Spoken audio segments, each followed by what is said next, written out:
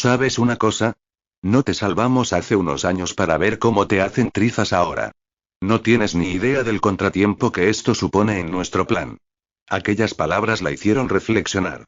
Estaba acostumbrada a que Luce le regañara cada 2 por 3.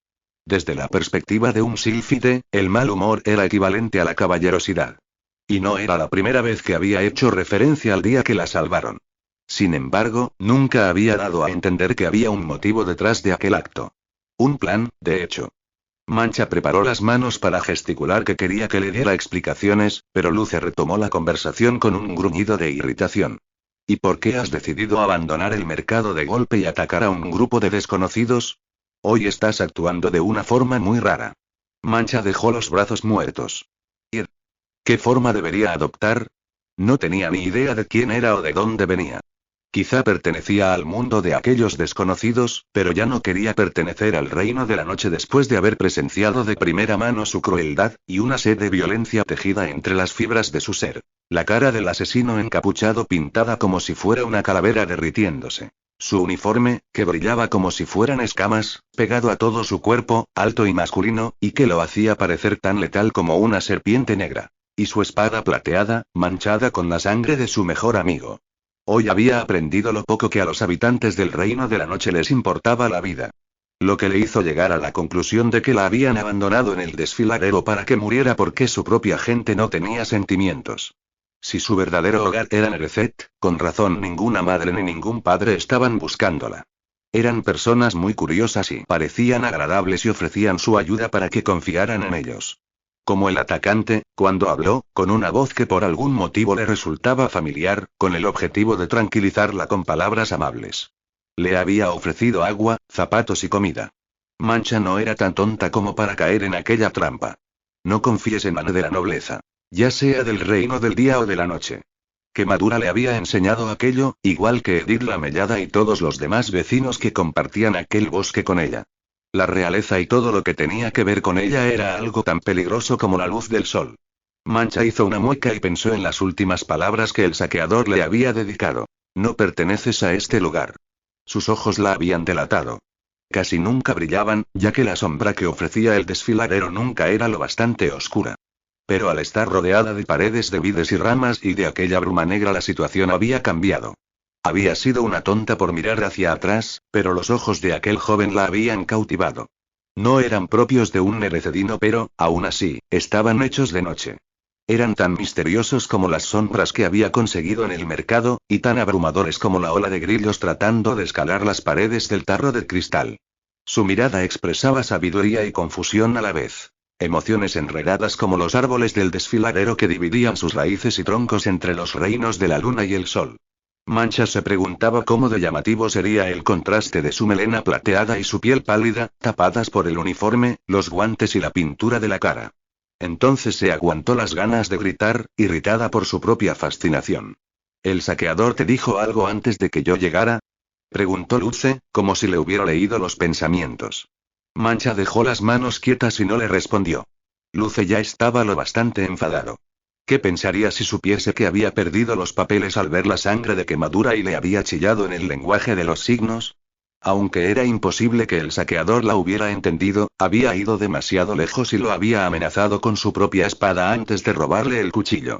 Tenía la fría hoja del arma presionada contra sus costillas, donde Luce la rodeaba con un brazo. Mancha ni siquiera concebía la posibilidad de que su reacción rencorosa y descuidada pudiera haberlos puesto en peligro. Crowny debería estar aquí. ¿Dónde está?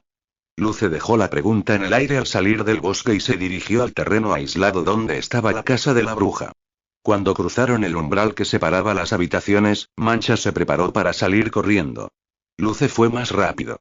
Le quitó el talismán que le colgaba del cuello y se lo guardó en el bolsillo de la chaqueta roja en el instante en el que la dejó sobre la cama. Mancha tensó la mandíbula y le ofreció una sonrisa irónica cuando Luce se quitó las botas y las dejó caer al suelo con un fuerte golpe. Pero las zapatillas no le servirían de nada y no podía cruzar la puerta sin su talismán. Luce la había encarcelado en un lugar sin paredes. A veces, Mancha odiaba sus estratagemas inteligentes y astutas, casi tanto como las admiraba.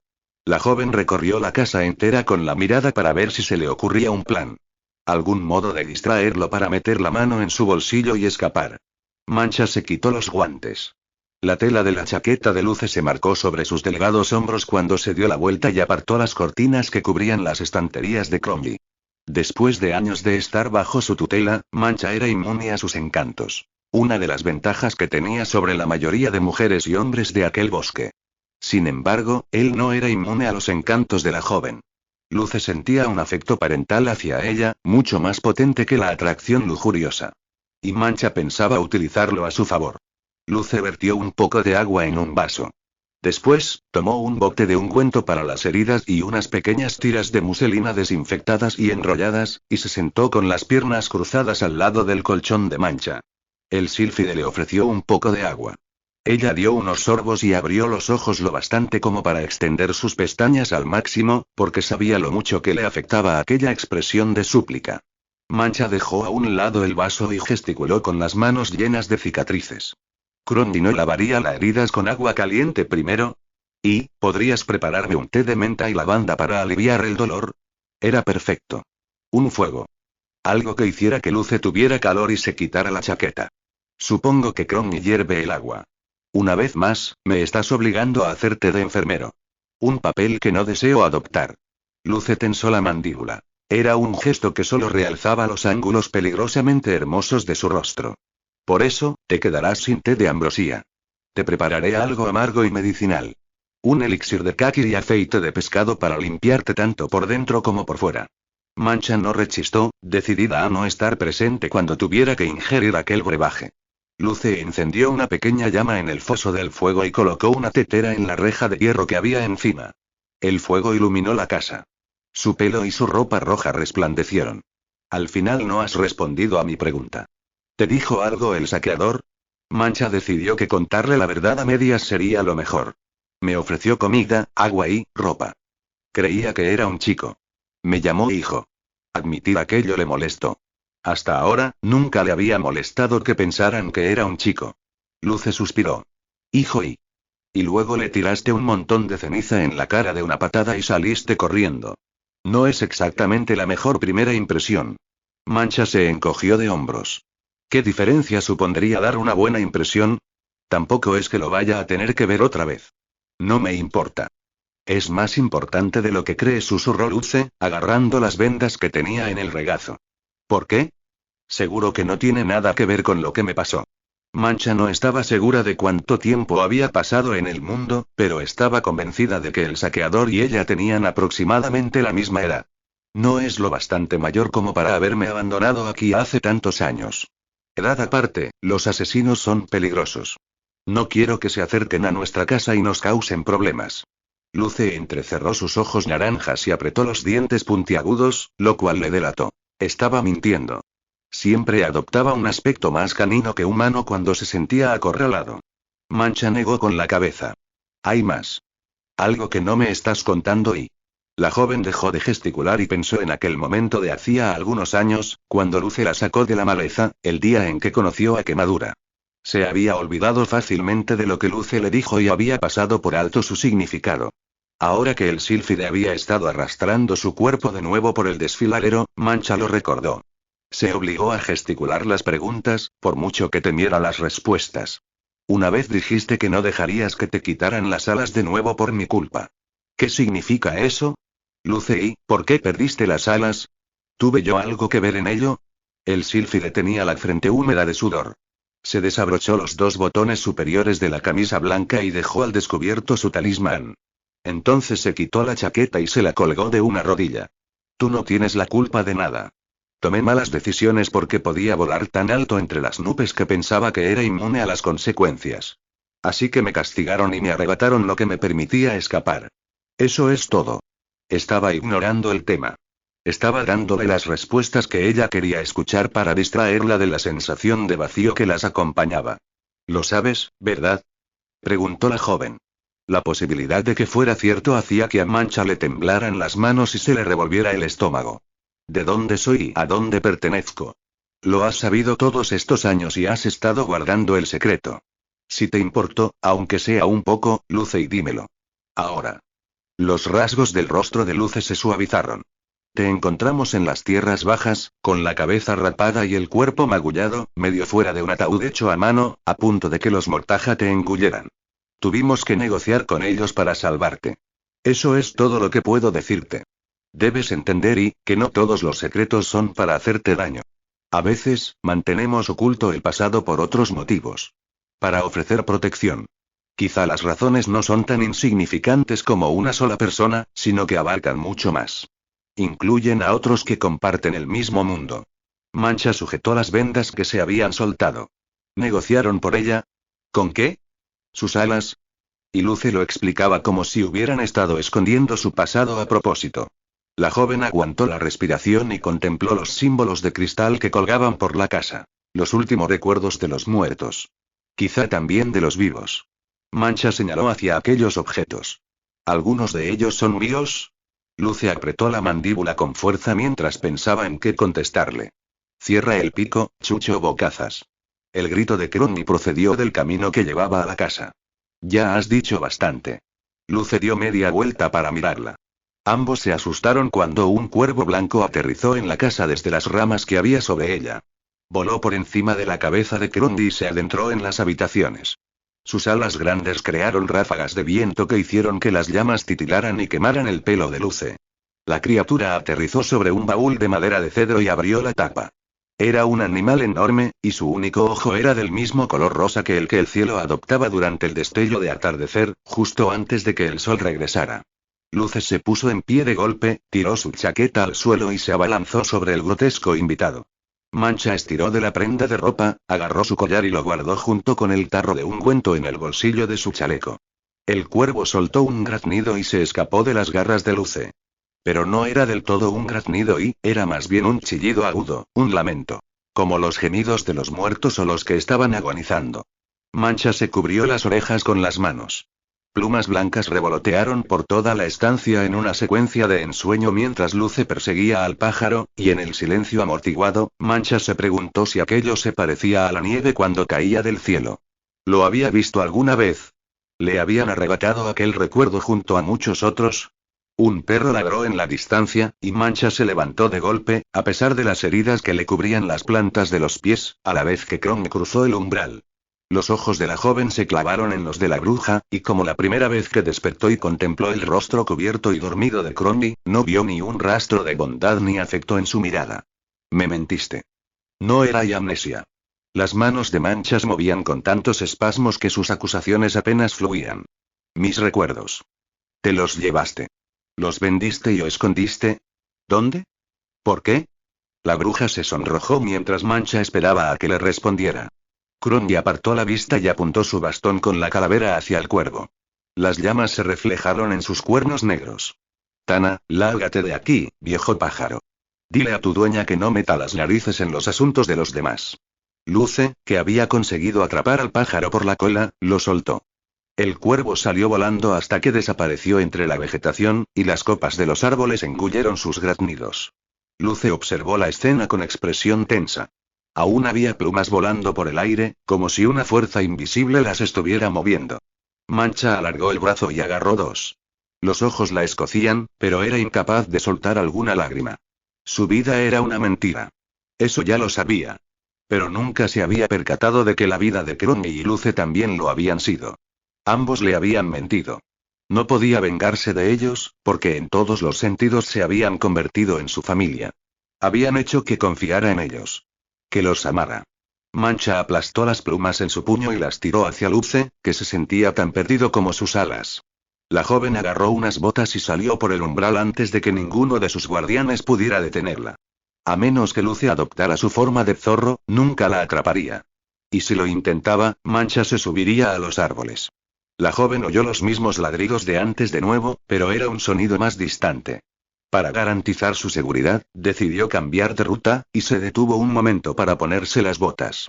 Forzar el cuero sobre sus heridas recién hechas intensificó el dolor de cada una de ellas.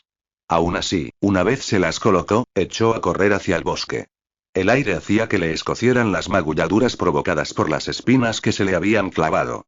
Hacía mucho tiempo que había aprendido a ignorar el dolor y a seguir con su vida a pesar de él. El día en que conoció a la única alma que nunca le había mentido. La bestia de cielo, viento, plumas y fuego, que solo le importaba que ella estuviera a su lado, como una igual. El tarro de ungüento para las heridas repiqueteó junto al cuchillo en el bolsillo de su chaleco.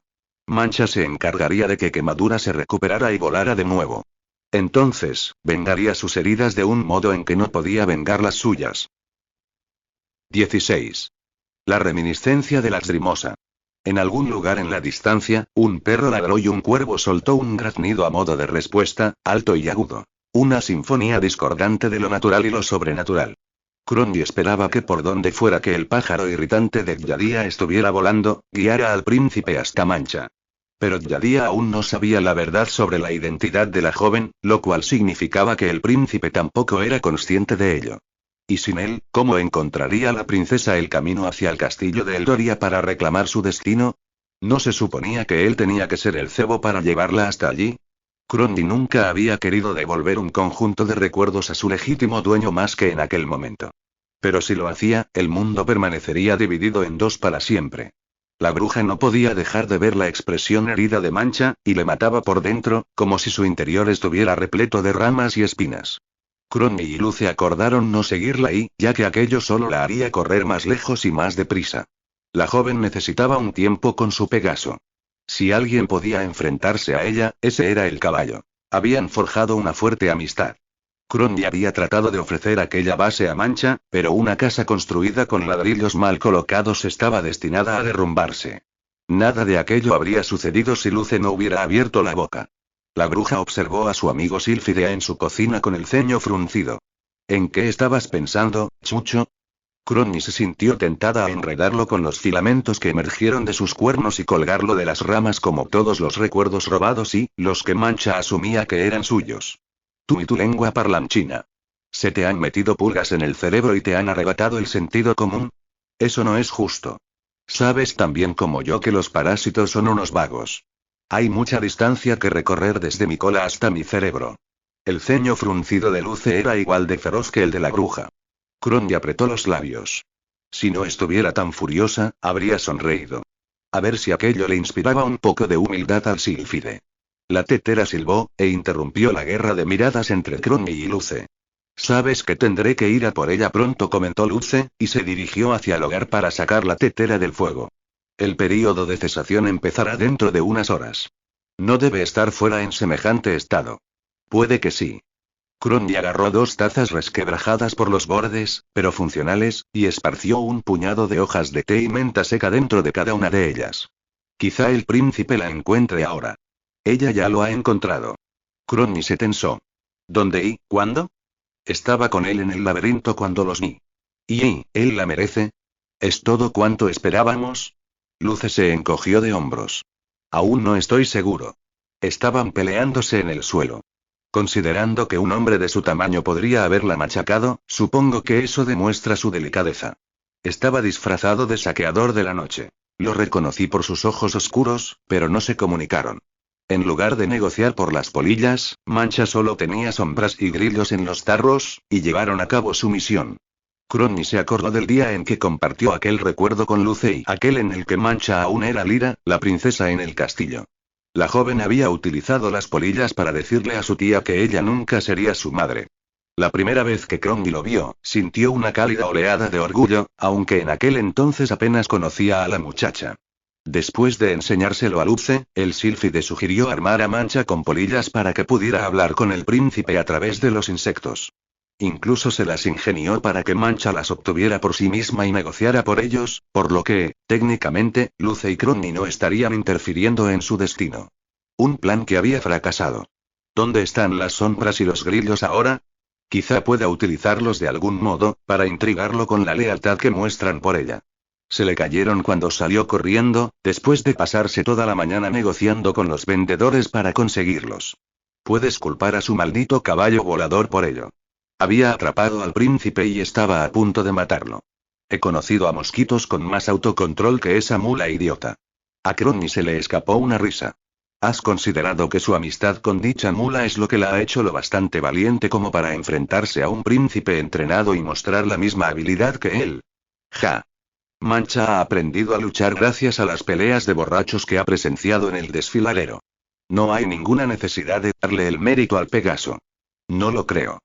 Ella nunca habría visto semejantes refriegas si tú hubieras sido su único compañero. Eres demasiado protector, pero que Madura la lleva a primera fila.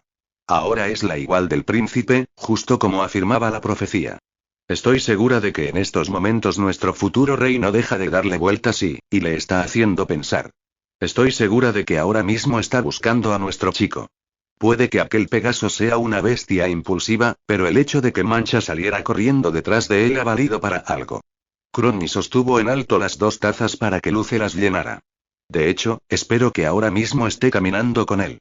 Que no la hayas obligado a esconderse tan bien que ninguno de los dos pueda encontrarla. Yo no la he obligado a la, replicó Luce, y dudó antes de verter el agua hirviendo en las tazas. Mancha siempre ha tomado decisiones por sí sola, a pesar de que robáramos parte de su ser. Si hubieras sido honesta conmigo desde el principio, si me hubieras contado el motivo por el que hiciste aquella promesa y, por qué es tan irrompible, no me habría sentido tan tentado de contarle una pizca de la verdad. No. Se lo habrías contado igualmente. No puedes resistirte cuando te mira con esos ojitos de cordero degollado. Mi error fue confiarte parte de mis secretos en un principio. Luce lanzó la tetera hacia el jardín y enseñó los dientes en una mueca amenazante. El agua salió disparada y formó un charco en medio de la ceniza. Bien, pues confesemos todo entonces. Mi error fue matar a la madre de la muchacha. Mi error fue aterrizar aquí medio muerto. ¿Ahora entiendes por qué puedo sentirme más responsable que otros de esta situación? ¿Por qué me preocupo más por ella de lo que me gustaría admitir? Crony gimió. Dejó a un lado las tazas y salió al jardín para recoger la tetera con los hombros caídos a causa del sentimiento de culpabilidad que pesaba sobre ella. Un matojo de flores se había marchitado bajo el agua. La bruja las agarró y formó un ramo mojado. Luego, sintió una punzada de dolor en el pecho al pensar en el corazón de la princesa. A los ojos de Mancha, los dos la habían traicionado, y ella ni siquiera sabía toda la historia. Yo no poseo tu miserable cuerpo inmortal, vieja bruja. Luce recuperó la atención de Crony cuando tapó el fuego con tierra. Algunas de las plumas blancas habían caído en la hoguera y ahora su hedor se extendía por el aire. Algún día me moriré de viejo aquí, en la tierra. A menos que continúe atiborrándome de restos de cadáveres. Mancha era mi única oportunidad de deshacer mi cruel destino y recuperar la inmortalidad, pero ahora la he perdido. Y ella ha perdido su fe en nosotros. Todo porque no me dejas decirle quién es de verdad. Crony se levantó, aunque seguía de espaldas a Luce. ¿Crees que es fácil para mí ocultarle la verdad? Sí. Por tu piel gruesa de gárgola. ¿Es que no ves que eres inmune? El mundo que gira a tu alrededor no te afecta. Se me ha caído el pelo, me he cortado la piel. Desde el momento en que me castigaron, soy capaz de sentir. Hasta una simple espina puede herirme. Sin embargo, cada día esa dulce muchacha se enfrenta a ello y a mucho más, sin quejarse ni una sola vez. Se está haciendo más fuerte. Estaba convencido de que era invencible. ¿Pero has visto la cara que se le ha quedado? Esto la ha destrozado, y en el peor de los momentos. Y, como siempre, es culpa mía. ¿Puedes imaginarte cómo es saber que has destruido un espíritu tan incansable y noble? ¿Sabiendo la clase de reina que podría haber sido? ¿Sabiendo que nunca dejarás de sentirte culpable hasta el día en que te mueras o vueles tan lejos de aquí que ya no seas capaz de sentir nada, aparte del aire y el viento? Crony entró en la casa de nuevo. Atravesó la cocina y se plantó delante de él, inclinando un poco los pesados cuernos para mirarle a los ojos. Lo sé mejor que nadie.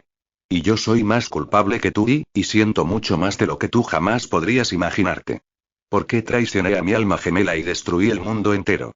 Luce frunció el ceño en una expresión de duda y angustia. He sido demasiado dura contigo, pequeño zorro. Aceptaste el reto sin dudarlo, y llevaste a cabo un trabajo excelente. Mucho mejor de lo que esta vieja bruja podría haberlo hecho sola. Y por ello te debo las gracias. Crony le extendió el ramo de flores mojadas. Luce las aceptó a regañadientes. Crony señaló el barril más cercano. Siéntate y compartiré mis propias confesiones contigo. Ya que, por lo que parece, la chica ya no confía en ninguno de los dos. Ya no existe el riesgo de que le cuentes mis secretos, ¿verdad? Luce se sentó y Crony hizo lo mismo en el barril que había delante de él. La bruja dudó sobre cómo iniciar la historia. Las palabras llevaban tanto tiempo reprimidas en su interior que se enredaron en su lengua bífida cuando trató de expulsarlas. El tartamudeo solo duró hasta que recordó la mejor forma de explicar las historias. Como si fueran cuentos para ir a dormir. Empezando con las partes felices. Había una vez, hace unos cuantos siglos empezó Crowley, una bruja fea con cuernos a quien apreciaban tanto que la dejaron vivir en el Palacio de Marfil del Doria. Confiaban tanto en ella que era la asesora mística del rey. Las palabras le salían mejor en forma de cuento. Abrían puertas en el ojo de su mente que había cerrado hacía mucho tiempo. Sin embargo, las imágenes de sus recuerdos no estaban cubiertas de polvo ni de telarañas, sino que eran vívidas y brillantes. Podía verse a sí misma, caminando entre la realeza, llevando sandalias de oro y túnicas blancas engalanadas con 3 tallos de trigo y un caballo cosido con hilo rojo. En aquel entonces, no había ningún sol que celebrar en el escudo de Eldoria. Compartían cada día, cada verano, cada otoño y cada primavera con Nerezet, igual que el invierno, y las estrellas iluminadas por la luna pintaban el cielo de ambos reinos y ensombrecían sus corazones. También compartían las criaturas del día y la noche. Los pájaros cantores, los grillos y las mariposas, que revoloteaban junto a las polillas. Y las hojas del otoño, las flores de la primavera, los copos de nieve y las tormentas de verano pasaban por sus territorios del mismo modo, y les aportaban belleza y diversidad. Eldoria centró sus esfuerzos en su talento para el conreo y el cuidado del ganado, de ahí su escudo. Nerezet, por otra parte, abarcaba los bosques más próximos a la montañosa costa este, junto al mar, y decidió que su escudo estuviera formado por un pez plateado y una cornamenta sobre un fondo azul, como tributo a sus aptitudes para la caza y la pesca. El comercio se realizaba a través de las importaciones y las exportaciones de los bienes y servicios de cada reino. Un equilibrio que los beneficiaba a ambos. Los nerecedinos y los eldorianos visitaban los reinos y los mercados del otro gracias a la alianza pacífica que compartían.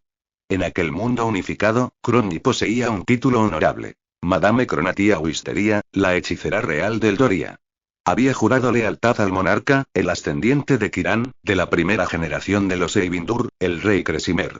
Como Kiran, era un hombre bondadoso, sabio y noble, y Crowley se sentía honrada de servirlo. Su lealtad al rey, a la reina y a las 3 jóvenes princesas no tenía fronteras. Nerezet también tenía su propio hechicero, Master Lasgrimosa. Era un hombre austero y hermoso a la vez. Su tez era blanca como la tiza con rayas negras que le salían de los ojos oscuros como el carbón. El mismo patrón seguía por debajo del borde inferior de sus labios negros, y parecía que se había bebido un bote de tinta. Su barba alargaba aquella ilusión, ya que los pelos rizados que le salían de la barbilla le colgaban a la altura de los hombros junto al pelo. Su voz grave era ligera, dulce y gutural, como una canción hecha de miel y truenos. Aunque era joven, apenas había pasado 23 años en el mundo, era muy poderoso. Solo una cosa era su perdición: su linaje mestizo. Había nacido de una hechicera inmortal y de un guarda real que murió sirviendo al ejército de Nerezet. Quizá la juventud de Lasgrimosa fue su perdición, porque si hubiera sido más mayor y sabio, no se habría considerado a sí mismo como medio de algo, sino como alguien creado a partir de 2 partes de un todo. Quizá hubiera encontrado fuerza en las 2 clases de su sangre, en lugar de tratar de borrar cualquier traza de humanidad que había en ella. Pero, un momento, y Crowley estaba adelantándose a los hechos, porque aquella no era una de las partes felices de la historia. La bruja retrocedió un poco y regresó al principio, cuando la relación entre los 2 reinos era buena. Cuando 2 magistrados, Cresimer del Doria y Belimer de Nerezet, unieron sus fuerzas para eliminar de los cielos a su enemigo común, los brasiliscos venenosos, que podían convertir a cualquiera en piedra con solo un pinchazo de su aguijón de escorpión. La única forma de matarlos era cortándoles la cabeza con una alabarda con la hoja similar a la de un hacha, un proceso que solo se podía llevar a cabo cuando estaban enterrados. Crowley conoció a Lasgrimosa en una convención entre los consejos de los 2 reinos. A simple vista, parecía que estaba sentado al lado de una silla vacía, con el rey de Nerezet al otro lado. Cuando Crowley y su propio rey se sentaron frente a sus homólogos, una mujer con 3 ojos cobró forma en la silla vacía que había junto al hechicero mestizo. Master Lasgrimosa la presentó como su madre, Lady Yadia. Estaba allí para ofrecer su opinión sobre cómo podían derrotar a la plaga mortal que había invadido sus cielos con magia. Crowley había oído hablar de su estirpe, que descendía de las quimeras camaleón, unas hechiceras con la piel a rayas y con el mismo tono que la de su hijo, aunque el patrón era un poco más elegante y sutil en ella. Parecido al de un tigre de las nieves. Incluso ahora, tantos siglos después, Crony se sentía cautivada por aquel primer encuentro, por la capacidad de Yadia de adaptarse a sus alrededores y de ser invisible. ¿Cuántas veces había deseado Crony poseer un talento como aquel? O, al menos, cerrar los ojos y que todo el mundo desapareciera. Cuando trabajaban juntas, ella y Yadia se hicieron muy amigas. Crony le demostró su técnica para transferir recuerdos y preparar elixires y pociones, y Yadia la impresionó con su capacidad para encantar objetos y vislumbrar profecías divinas a través de su tercer ojo. Tenían cosas en común que ningún otro humano podía apreciar. Reían sobre los errores que habían cometido durante los primeros años de aprendizaje de sus oficios. Se compadecían la una de la otra por los cristales rotos y los hechizos destrozados. Crony hizo una pausa. Luce, que llevaba todo aquel tiempo escuchándola y cautivado por la historia, se inclinó hacia adelante. Tiene que haber más. Aún no has hablado de las traiciones, las promesas o las maldiciones, Madame Cronatia. El sílfide tenía los codos apoyados en las rodillas, y las flores marchitas colgaban a la altura de sus espinillas. No pares ahora. He esperado más de una década para oírte contar esta historia. Crony apretó los labios para reprimir una sonrisa triste, porque 10 años era muy poco tiempo para ella. Quizá confiamos la una en la otra demasiado deprisa y con respecto a demasiadas cosas. Me explicó los miedos que tenía sobre su hijo. Las preocupaciones que sentía sobre sus peligrosas ambiciones y su afición por la necromancia con la esperanza de conseguir la inmortalidad. A cambio, yo le conté uno de mis miedos. Luce alzó una ceja roja, y adquirió un aspecto demasiado lobuno como para ser tan hermoso. ¿Y cuál era? Crony negó con la cabeza. Nada que necesites saber para entender esta historia. Renunciar a su inmortalidad para darle otra oportunidad de vivir a la princesa y aún no podía contárselo. Se arriesgaba a interferir en el destino de la joven, ya que si Luce lo sabía, podría afectar el resultado final en formas que Crony no era capaz de predecir. No, no se arriesgaría. En vez de ello, optó por utilizar bien sus palabras y distraerlo con una revelación emocional. No hay muchas personas inmortales. Cuando nos concibieron, se nos dio la oportunidad de vivir en la tierra o en el plano celestial, fuera del alcance de los mortales. Solo 6 de nosotros caminamos por la tierra, y cada uno descendemos de antiguas criaturas. Gárgolas, quimeras, serafines o demonios. Estas 4 clases de inmortales eran enemigas, históricamente hablando, por eso tenemos dificultades a la hora de encontrar a alguien con quien vivir durante toda una eternidad. Para un mortal, encontrarse con alguien como tú, hacer tonterías y aprender y compartir tácticas, es un regalo. Sin embargo, para un inmortal, es como calzarse unos zapatos muy pesados que dejan 2 pares de huellas en lugar de uno. Es un milagro. Yadia y yo éramos lo bastante sabias como para apreciar nuestra amistad, al principio. La apreciaba de verdad. Por su belleza terrorífica, sus talentos místicos y su instinto maternal con su hijo. Algo que yo nunca lograría experimentar. Las brujas del tormento no están hechas para tener descendencia. Perdemos esa capacidad en cuanto obtenemos nuestro poder, y conservamos la maldición hasta que nos arrebatan nuestra magia para pasársela a otra alma. Ya sea mortal o inmortal, monstruoso o indiferente, el recipiente del poder de una bruja del tormento debe hacerlo voluntariamente, y tiene que estar preparado para renunciar a cualquier clase de esperanza de tener hijos, por muy larga que sea su vida. Mi error fue aceptar el poder. La eternidad puede ser muy larga para vivirla sin una familia. Crony bajó la vista hacia los tallos de las flores que colgaban sobre las piernas de Luce, y pensó en la princesa de nuevo. Quería con todo su corazón que la chica encontrara el camino y que recuperar su vida, pero ella no podía ayudarla. ¿Era así como se sentían los padres? Pero existe una parte mala de que un inmortal tenga un hijo, y es mucho peor que el dolor de nunca concebir uno. Luce asintió. Porque un día el hijo morirá. Exacto. Aquel era el mayor miedo de Yadia. Era difícil aplacar dicha preocupación, pero me sentaba a escucharla cada vez que ella lo necesitaba. Tener una compañera como ya la tranquilizaba. Y por mi parte, aún no había conocido a alguien en toda mi vida que me hiciera sentir como en casa, como si perteneciera a algún sitio. Una sensación de calidez se extendió por el pecho de Crony cuando recordó aquellos tiempos tan felices. Yadia se convirtió en mi familia y mucho más. Luce esbozó una sonrisa dulce y sincera. Era la clase de expresión que solo le dedicaba a Mancha. Madre mía, ver para creer. Nunca he oído algo tan bonito de los labios de una vieja bruja maliciosa como tú. Sus ojos la miraban con una expresión traviesa, pero sus facciones eran serias. Algo horrible debió de suceder para que las dos os distanciarais tanto y cada una acabara en un reino distinto. Cuéntamelo. Y a Crondi no le gustaba aquella parte del cuento de hadas. La moraleja, la derrota del héroe. Sería mejor que lo contara sin dudar, que se adentrara de golpe con los ojos abiertos de par en par, siempre abiertos en aquellos últimos recuerdos. Era mejor así que hacer una pausa y anticipar la agonía y el modo en que se le rompería el corazón al recordar su mayor error. Habían ganado la última batalla para salvar a los dos reinos de los Drasiliscos. Entre el lenguaje de signos que había utilizado la infantería para que los soldados llevaran a cabo sus formaciones letales en silencio, y contando con la presencia de Cronatia y Lacrimosa en el frente de batalla combinando sus poderes, la habilidad de la bruja para hacer que las pesadillas se convirtieran en armas, y la del hechicero para comunicarse mentalmente con las criaturas, los dos territorios se hicieron con la victoria. No quedó ni un solo Drasilisco. Los gigantescos animales podridos y decapitados quedaron esparcidos en campos incendiados. El hedor nocivo de sus escamas ardiendo como si fueran forúnculos llenos de pus fue una señal de libertad. Se proclamó la victoria, y ambos reyes sellaron una alianza y juraron que si en algún momento veían una señal de que aquellas criaturas destructivas regresaban a Eldoria o a Nerecet, las perseguirían hasta erradicarlas por el bien común. Los pueblos organizaron una celebración. Anticipaban un futuro sin miedo. Un futuro que no duró mucho.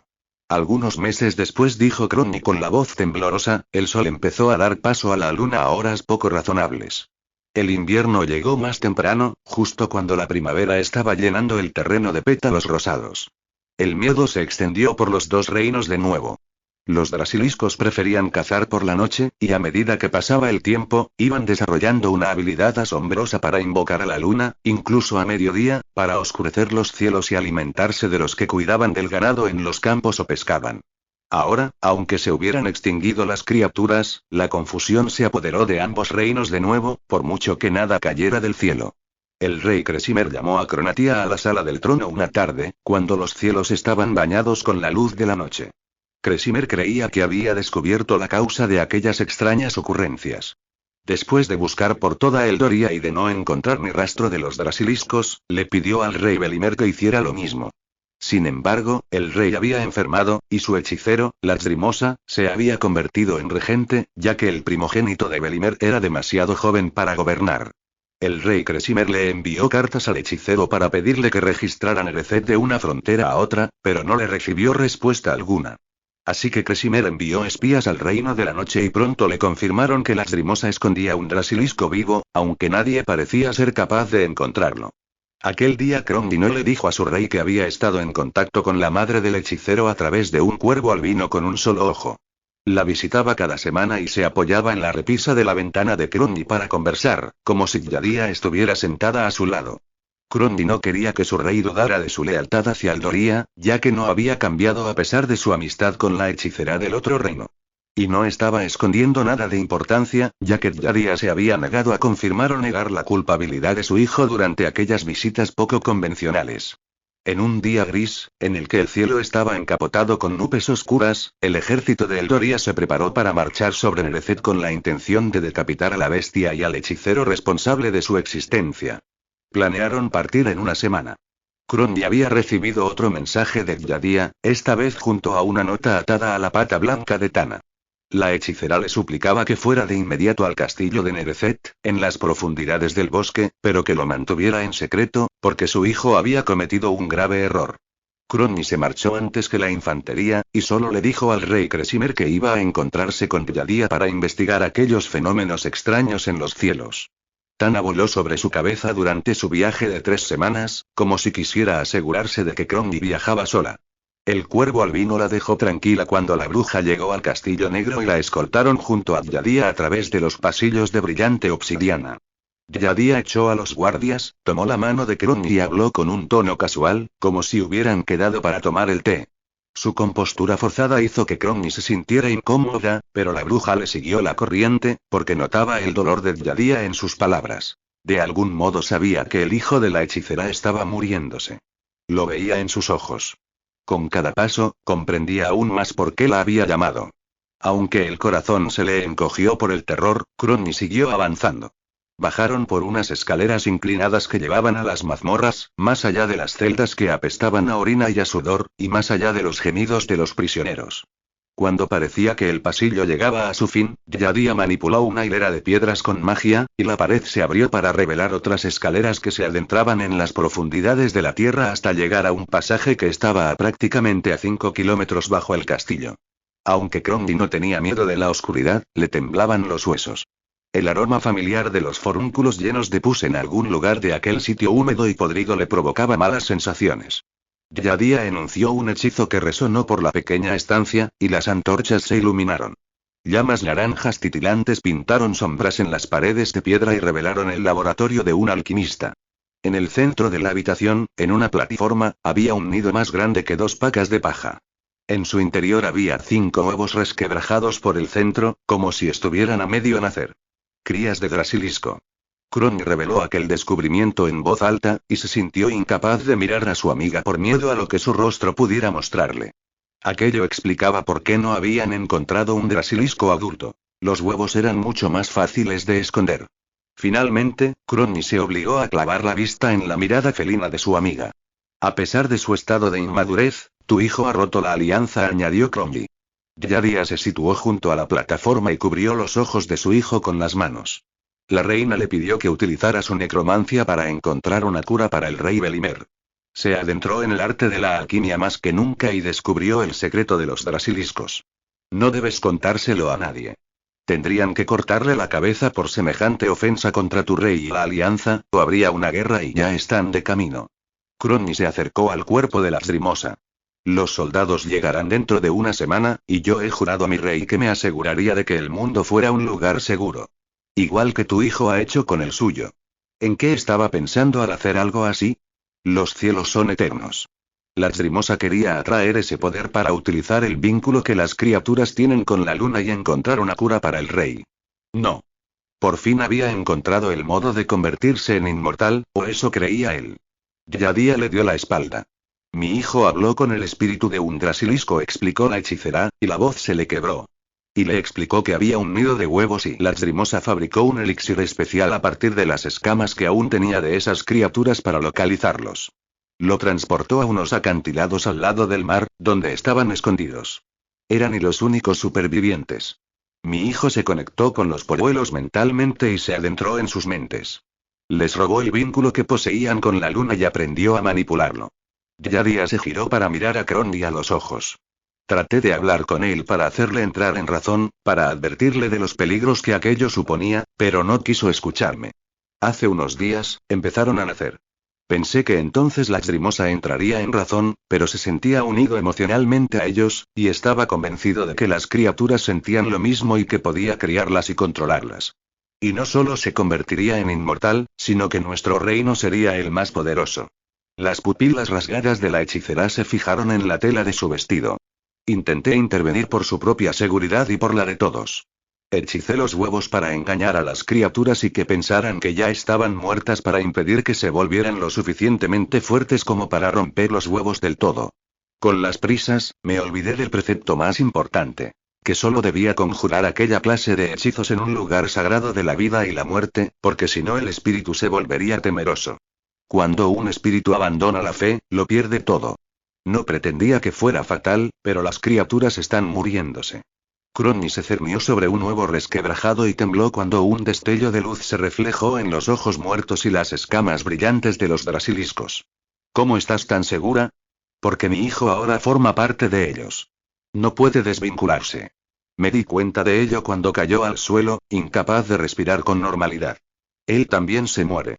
De la mano de su propia madre, y la voz se le quebró de nuevo, y Yadia se agarró el pecho, como si estuviera sintiendo cómo se le rompía el corazón en 1000 pedazos. Crony se protegió el pecho con el bastón y erigió una barrera en su interior. Su amiga la agarró por la muñeca mientras le caían lágrimas por el rostro estriado. Muchas de ellas emergían de su tercer ojo en la frente. Debes saber qué necesito de ti. El estómago de la bruja se retorció, y no supo si dejarse llevar por la pena o por su instinto de supervivencia. Y tú sabes por qué no puedo darte lo que buscas. La hechicera se puso de rodillas y se aferró a los tobillos de Cromby. Los dedos de la hechicera eran demasiado finos y elegantes como para amoratar la piel gruesa y áspera de la bruja. ¿Se había vuelto su interior igual de calloso? ¿No tenía nada más que ofrecer a la persona que más le importaba en el mundo? ¿Era tan cobarde que no podía intercambiar su inmortalidad por la del hijo de otra persona? ¿Acaso aquello no hacía que sus intenciones no fueran mejores que las de la Lacrimosa en su búsqueda por la vida eterna? Por favor. Mi amor y mi vida, todo lo que tengo es tuyo y siempre lo será, pero no puedo vivir sabiendo que he matado a mi hijo. Por favor, sollozó. Tienes que devolverlo a la vida. El recuerdo volvió demasiado real, y Cromie hizo una pausa por miedo a contarle demasiado a Luce, o peor aún, por miedo a que el ácido que estaba trepando por su garganta se calara en su lengua y se volviera muda como mancha. Cromie clavó la mirada en los ojos de su amigo Sylphide. Él esperó en silencio, horrorizado, a que le explicara el final de la historia. Decidí que el hijo de mi amada no merecía ser salvado, admitió. Sus cuerdas vocales ya no estaban cooperando con ella, y su voz se convirtió en un susurro. Y lo que es aún peor, me lo guardé en el corazón. Sabía que si lo devolvía a la vida desde el umbral de la muerte, los Drasiliscos se salvarían con él. Sabía que el hechicero debía morir para salvar a ambos reinos. Cromie no le explicó a Luce la peor parte. Que era una cobarde que se había convencido a sí misma de que había sido una decisión evidente para justificar su cobardía. Fingí que estaba dispuesta a ayudarlo, solo para acercarme lo bastante a él como para atrapar los últimos recuerdos que había compartido con aquellos seres y romper su vínculo con la luna. Lo hice con Yadía a mi lado, que confiaba plenamente en mí, porque pensaba que estaba salvándole la vida a su hijo. Estaba dándome las gracias mientras le arrebataba el último aliento lacrimosa. A Cromie le escoció la lengua con aquella confesión. Cada palabra se le clavó como un trozo de cristal. Supe lo que había hecho en el instante en que me percaté de la catástrofe que mi robo causó, porque al romper la conexión de la Lacrimosa con las criaturas y su poder sobre la luna, los cielos se alborotaron. Ni ella ni Yadía habían esperado lo que sucedió después. La luna cayó del cielo, aún atada a los lazos que Cromie acababa de cortar. Atravesó la tierra y arrastró a Nerecet con ella. Cuando las paredes del castillo empezaron a temblar, Yadía observó a Cromie con una expresión de agonía en el rostro. Nunca olvidaría aquella mirada. Cromie se apresuró escaleras arriba mientras los escombros caían del techo. Estaba huyendo del sentimiento de culpabilidad que se había apoderado de ella, de su miedo y desaprobación por lo que acaba de hacer. Pero no podía correr más deprisa que los últimos recuerdos que le había robado a la Lacrimosa. Había uno de ellos que nunca podría compartir por su poder y su importancia, ya que aún estaba vinculado a la luna. Y lo guardaría en su interior durante la larga y solitaria eternidad que había decidido vivir a expensas de la vida de un hombre y el corazón de su amada. Yadía siguió a Cromie por los pasillos mientras se cruzaban con algunos miembros de la realeza confusos y con los guardias. Tana estaba esperándola cuando las puertas gigantes del castillo se abrieron para revelar un puente levadizo que llevaba a un mundo sumido en el caos. Los árboles, las colinas y los ríos empezaron a temblar como si estuvieran pintados sobre un pergamino endeble que había salido volando. Tana soltó un graznido hacia Cromie y voló al lado de su dueña, hacia el umbral desde donde Yadía la observaba. Cromie cruzó el puente y las contempló mientras el castillo empezó a hundirse y la tierra se sacudió. Los árboles se desplomaron hacia adelante como si estuvieran inclinándose ante la luna, que se deslizaba por aquella grieta abierta en el suelo. A medida que se convertía por arte de magia en humo y nubes antes de desaparecer. Entonces, el astro se marchó junto con todo el territorio de Nerecet, el bosque y el castillo. Cromie y los elementos del paisaje que pertenecían a Eldoria nos movieron. De algún modo, la luna sabía que le pertenecía, igual que era consciente de quién había estado controlándola. Todas las criaturas que amaban la oscuridad y todo lo que había formado parte del territorio de la Lacrimosa desapareció y se formó de nuevo bajo tierra, donde se estableció para quedarse, junto con Yadía y su ira. Cuando el polvo se disipó y el sol brilló con fuerza caliente y acusador sobre la espalda de Cromie, todo lo que parecía indicar que alguna vez Nerecet se había erguido junto a Eldoria era aquella grieta entre ambos reinos, que aún existía gracias a la magia rota que se originaba en el desfiladero. En un principio, los reinos no se mantuvieron en contacto. Eldoria odiaba a Nerecet por haberles arrebatado la luna. A medida que transcurrió el tiempo, después de oír las duras condiciones en las que vivían en el reino de la noche, los eldorianos empezaron a sentirse superiores a los nerecedinos. Creían que Nerecet se merecía aquella noche eterna por las viles acciones de su hechicero. A su vez, Nerecet odiaba el reino del día por su apatía y lo envidiaba por disponer del sol.